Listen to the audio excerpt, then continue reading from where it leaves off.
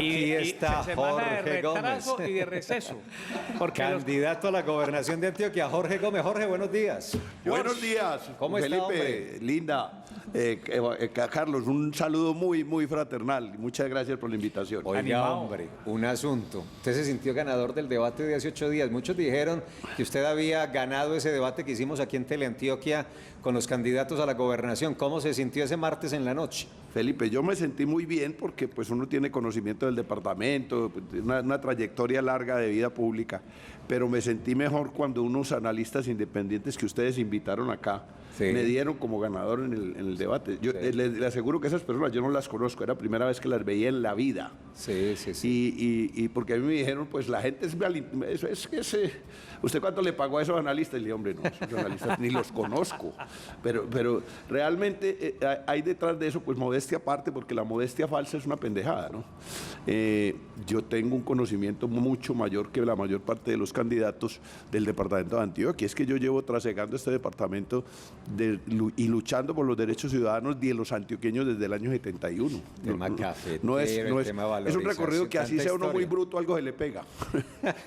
Jorge, un asunto, hombre. Bueno, usted que se precia y dice, yo conozco departamento, se nos viene un reto importante, un tema muy complejo que tenemos por estos días para que arranquemos de una vez. Si usted fuera el gobernador de Antioquia, ¿cómo atendería la situación? Relleno sanitario, La Pradera, estamos todavía sin entender muy bien. Ahí sentado estuvo el gerente de Envarias esta semana o cerrando la semana anterior, diciendo que tranquilos, que todo estaba previsto, que ya habían entregado toda la documentación, pero ese día que vino el gerente de Envarias, salió un comunicado de Corantioquia diciendo, venga, hemos hecho solicitudes y no nos han entregado todo lo que necesitamos. La realidad es que el Vaso Altair está agotando su vida útil y los más pesimistas dicen, quedan unos días, mejor dicho, octubre, y listo. ¿Cómo se resuelve esa situación? Porque además pues tenemos muchos retos de separación en la fuente y demás. ¿Usted qué haría?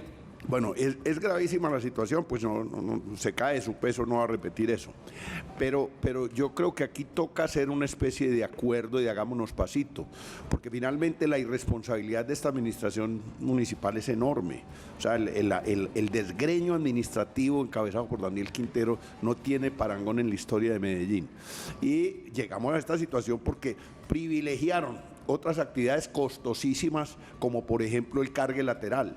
Es una vergüenza que hayan apropiado vigencias futuras de 250.000 millones de pesos para contratar a unos vascos amigos de Petro que los nacionalizó el gobierno nacional, corruptos y con investigaciones gravísimas en Europa, para entregarles un contrato de cargue lateral, un contrato piloto de cargue lateral, en vez de avanzar en el nuevo vaso que se necesita. Yo soy partidario de que el sistema de relleno sanitario se acabe, pero eso no puede acabarse abruptamente.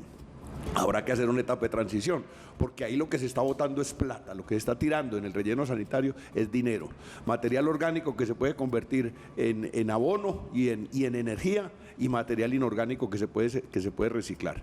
Lo urgente ahora, toca hacer un pacto con Corantioquia, porque no podemos tener las basuras, llevar las basuras al Carrasco en Bucaramanga, no hay manera, porque ya están en una situación similar a la de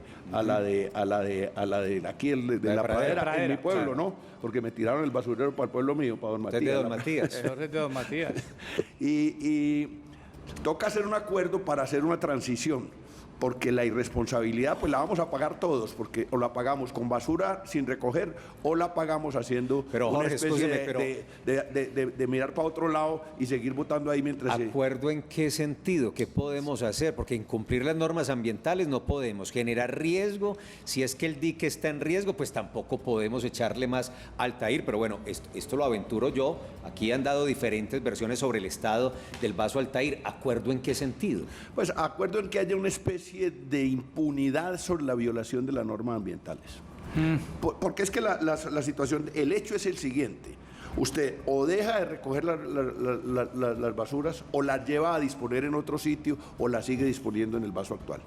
No hay sino esas tres alternativas. No hay, o sea, objetivamente uno no puede ponerse a inventar que despachen las basuras para la luna, no hay otra manera. Entonces, creo que la única posible es acelerar la construcción del otro vaso de una manera muy, muy, muy intensa y tener una especie de tolerancia en algunas normas ambientales. como la justicia transicional, por ejemplo. ¿Qué pasa con la justicia transicional? Es una justicia que hace unas excepciones a la justicia normal para poder superar una emergencia que no se puede superar con la justicia normal. Yo creo que toca, o sea, hablar con la autoridad ambiental y claro, que caiga toda la responsabilidad y el peso de la ley y de las autoridades de control sobre las personas irresponsables que destinaron los recursos de empresas varias a contratar, a importar ladrones, como dije yo. Aquí lo que nos faltaba era importar ladrones. Y ya llegaron. Oiga, Jorge, hablemos de un tema que a usted le gusta, que es la política. Uno de los temas que usted, no sé si usted vio esa sesión aquí nuestra esta semana, que hablamos del análisis con esos hombres que hablaron muy bien, esos analistas que hablaron muy bien de su desempeño, también hablan de un tema que nos llamó la atención. Felipe y Linda estuvieron en el debate y lo afirmaron, y fueron esas pequeñas alianzas que se vieron allí, esos partners que hubo en esa conversación. Lo vieron a usted muy pegado, muy amigo de Luis Fernando, conversando, él hacía una pregunta y usted, que no tiene pelos en la lengua, usted entraba por la mitad y arrasado. Sí, es que en esos debates Pero déjeme, también... yo le pregunto, pero verá. bueno. ¿Qué va a preguntar, Juan? Pregúnteme. Espere, calma, joven. Yo ya sé cuál es la pregunta, pero hágala. No, pues, no la pregunta. Yo adivino. No, señor, yo adivino el parpadeo. Jorge, sí, es eso, es realmente, ¿será que usted ve con buenos ojos una alianza con Luis Fernando? No, lo que sucede en el debate es evidente que el rival de Luis Fernando Suárez, el que quiere derrotar a Luis Fernando Suárez es a Luis Pérez. Sí. Pues eso es evidente. Y mi rival son tres. Él tiene uno solo, nosotros, él tiene uno o dos, yo tengo tres. Entonces, pues me tira a mí la pregunta porque le interesa que yo diga la verdad que conozco sobre Luis Pérez. Claro. ¿Cierto? Pues él lo hace bajo la óptica de su interés electoral. Y yo no puedo salir a evadir la pregunta. Yo no tengo ninguna tratativa, ninguna conversación, ningún acercamiento con el doctor Luis Fernando Suárez. Tenemos unas diferencias enormes, no con él, porque él parece ser una buena persona, sino con que él es el continuador de la obra de este gobierno, con el que nosotros hemos sido oposición y en el que tenemos demasiados reparos. O sea, apoyar a Luis Fernando Suárez para mí sería apoyar la continuidad del gobierno de Aníbal Gaviria, que al fin y al cabo es el equipo de él. Así él puede ser, o sea, en todos los equipos hay buenas y malas personas. Él parece ser una buena persona, pero hace parte de un equipo con el que yo no haría acuerdos. Entonces, pero a él me tira la pregunta y yo no la puedo evadir, porque es que me la hizo usted para atacar a Luis Pérez. Bueno, es problema, él fue el que la hizo. Sí. Yo respondo lo que conozco. Y si me preguntan sobre cualquiera, si Luis Pérez me pregunta sobre él y sobre Aníbal Gaviria, también contestaré la verdad. Eso hace parte de la regla del juego, claro, ¿cierto? Yo hago las preguntas orientadas a esclarecer cosas que obviamente le interesan a Antioquia y me interesan a mí. Y ellos también, obviamente. Sí, señor. Candidato, entremos en materia de propuestas en esta campaña. Usted ha sido una persona en su trayectoria política como congresista y en otros escenarios que ha defendido la reivindicación de los mineros. Ahorita nada más estábamos presentando una noticia lamentable de algo que está ocurriendo en la mina de Buriticá. Por fortuna, unos mineros que estaban atrapados los pudieron recuperar o rescatar. Cuéntenos de eso, de esas propuestas que tiene para enfrentar esta situación. Bueno, primero celebro que no haya habido fallecimientos en ese desagradable accidente. Y lo segundo es que esto es el resultado de una política nacional establecida una norma nacional establecida en el Código Minero, la ley 685 de 2001. Esa es una ley que no reconoce sino dos tipos de minería, la gran minería multinacional y la minería de subsistencia. El resto de mineros ancestrales y tradicionales de la vida colombiana no están en el Código de Minas. Entonces hay un conflicto en el que mineros distintos a la gran minera multinacional o al barequero no pueden ejercer la actividad y la gente tiene que comer y tiene una trayectoria de ejercicio de la actividad minera que no es ilícita, la actividad minera no es ilícita. En Buriticá pasa una cosa muy particular, unos mineros ancestrales medio ignorantes, pobretones, terminaron engañados con espejitos por un mister aventurero que vino, les compró los títulos y después los va a negociar en el mercado internacional y se convirtió en ese enorme monopolio que tiene hoy la Zijin Mining en Buriticá. Y desde luego hay otros mineros del territorio que luchan por conseguir un pedazo. Cuando el gobierno de Sergio Fajardo les pidió a los anteriores dueños, a los de Continental Gold, que se dieran parte del terreno, del título para entregar titulación a los mineros del territorio. Le ofrecieron 10 hectáreas en la cola del título donde no hay nada de oro. Es una vergüenza. Yo creo que el gobierno nacional y el gobierno departamental debe exigirle a esas multinacionales que abusan de su posición dominante y de las leyes que son injustamente favorables a ellas, cesión de áreas para legalizar y formalizar nuestros mineros, y así evitaríamos pero estas... Jorge, ¿no escuchaste la noticia hoy? ¿No ves lo que está pasando? Entonces no hay terrorismo allá, no hay unos grupos ilegales allá, según usted. No, sí debe haber, desde luego. No, debe haber, no, los hay. Usted Bueno, es un los tipo hay. objetivo, allá los hay. Los hay. Es más, le voy a decir otra cosa. Es más, los hay porque precisamente la falta de formalización y legalización hace que usted no pueda vender el oro que obtiene de una manera sin título y lo tenga que vender en un mercado negro, un mercado clandestino, donde se pierden las regalías de los municipios, del departamento, y donde se pierden las regalías de la nación y los impuestos. El desangre que tenemos por falta de legalización y formalización corresponde más o menos a la 60% de la producción de oro de Antioquia. Eso es una barbaridad. Mire, Antioquia produce 8 de cada 100 dólares que exporta Colombia en oro. Antioquia exporta 17 de cada 100 dólares que exporta Colombia. Y de esos 17, 8 son oro. Y esos 8 se calcula que hay por lo menos otros 5 que están saliendo clandestinamente. Ilegal, sí. Así que tenemos un lío grande que hay que resolver, y la única manera de resolverlo es legalizando y formalizando, y es la única manera de separar a nuestros mineros informales de las bandas criminales que se aprovechan de la informalidad para poder extorsionar, comprar el oro y manejar cosas absolutamente inaceptables de esas bandas criminales. Candidato, pero el gobierno departamental podría avanzar en un plan en acciones de ese tipo, considerando que el tema es muy estructural nacional. Allá voy. Yo como congresista promoví lo que hoy es la ley 2250 de 2022, una ley que abre camino para la formalización y la legalización de los mineros, una ley que prohíbe la quema de maquinaria si no hay procesos penales por lavado de activos, apoyo a grupos terroristas, extorsión, etcétera. Sin embargo, esa ley no ha sido reglamentada ni por el gobierno anterior ni por este, y entonces me dicen los abogados de mi equipo que cuando la ley tiene artículos tan precisos como el que le tiene el 2250, se puede aplicar. La Secretaría de Minas debiera empezar a aplicar los protocolos que allí están establecidos y a definirlos, porque lo que dicen es que hay que definir protocolos para tener un diferencial en el PTO y en el plan y en el manejo ambiental. Eso lo hará la gobernación de Jorge Gómez. Vamos a aplicar la ley porque la ley ya está, y si no la han reglamentado la vamos a aplicar como está. Jorge, hay un asunto que le preocupa mucho a este consejo de redacción, y es el de las familias aguantando hambre en Antioquia. Nomás ahorita ahí en esa silla estaba Mónica, la directora de Medellín. ¿Cómo vamos? Y para el caso puntual de la capital pasó del 23 al 28% de esas familias que escasamente tienen una comida al día, pero esa realidad se replica en Antioquia. Y si usted se va a la ruralidad, paradójicamente, donde uno supondría hay alimento, pues no, más hambre se está aguantando en la ruralidad y en eso que llaman la Antioquia profunda. ¿Cómo resolver esa situación? Bueno, nuestro programa tiene 2 ejes. Uno, la recuperación de la confianza, la lucha contra la corrupción, acabar la robadera y la mentidera, que es clave para que un gobierno tenga respaldo social y popular para ejercer acciones de movilización ciudadana, para adelantar cambios de verdad en la sociedad. Y la segunda es la generación de riqueza.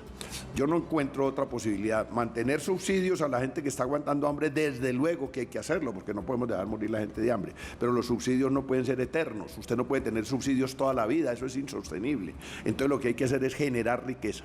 Y nosotros estamos proponiendo 4 ejes centrales de generación de riqueza. Uno ya lo mencioné, formalización y legalización minera nos ayudaría a tener más recursos y ciudadanos integrados a la vida legal del país, a la vida formal. Vamos a hacer un plan, pero duro, de siembra de maíz.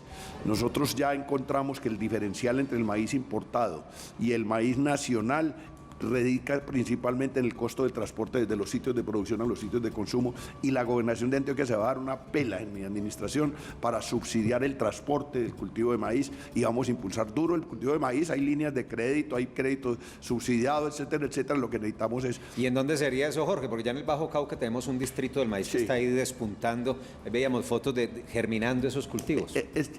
¿Sabe cuántas hectáreas dice el ICA que hay en Antioquia aptas para cultivo de maíz de alto rendimiento? Sí. 200.000 hectáreas. En Magdalena Medio, Urabá, Bajo Cauca, o sea, tenemos tierra para sembrar y estamos exportando $800 millones en café e importando $840 millones en maíz. Eso es un absurdo. Así es. Es un absurdo total. Y la gobernación puede ser un motor de impulso al cultivo de maíz. Vamos a fortalecer la fábrica de licores para crear la empresa Calma de producción de artículos derivados del cannabis y vamos a sembrar marihuana, me da pena decirlo, pero vamos a sembrar marihuana. La Universidad de Antioquia ha desarrollado una semilla de la marihuana que no traba, para que la gente entienda de qué se trata, de la marihuana que sirve para artículos, para productos medicinales. Cannabis medicinal, sí. Cannabis medicinal, sí, es un claro. mercado enorme y se Enorme. lo estamos entregando solo a las multinacionales. Y cuando aprueben, que lo van a aprobar, el mercado, el uso recreativo del cannabis, la FLA va a tener la primera opción para estar en ese mercado o se lo vamos a entregar a las multinacionales canadienses. Yo creo que eso no es aceptable. Y la cuarta línea, déjeme decir. Son 4. La cuarta línea es bien importante. Vamos a hacer la destilería de alcohol de la fábrica de licores. Estamos tomando aguardiente panameño. El aguardiente alcohol está haciendo con alcohol panameño, teniendo aquí enormes cantidades de tierra para sembrar caña de buena calidad, que solo es hacer una destilería de alcohol, que no digo que no sea una tarea fácil, vale plata, pero no es una plata tirada por el hueco de la basura, es una plata para rentar. Vamos a hacer, eso nos permitiría sembrar 14.000 hectáreas de caña, 20.000 puestos de trabajo nuevos. Esa es la mejor manera de combatir el hambre, generar riqueza, generar oportunidades, generar empleo. Candidato, nos quedan pocos minuticos, pero no lo queremos dejar ir, o en este caso, pues yo no lo quiero dejar ir sin hacerle una pregunta. Pues No, si quiere me quedo toda la mañana. no hay Usted problema. sabe lo que pasó este fin de semana. Usted sabe lo que pasó este fin de semana, por supuesto, con la renuncia de Daniel Quintero a la alcaldía de Medellín, y esto mueve, por supuesto, el juego de la política para las elecciones territoriales de ese próximo 29 de octubre. ¿Usted cómo analiza esa movida? Pues es evidente que Daniel Quintero renuncia para hacerle el quite o a una suspensión provisional o a una orden de captura. Eso pues los abogados lo tienen perfectamente claro, que es una jugada de mala leche para hacerle el quite a las autoridades de control, a los entes de control.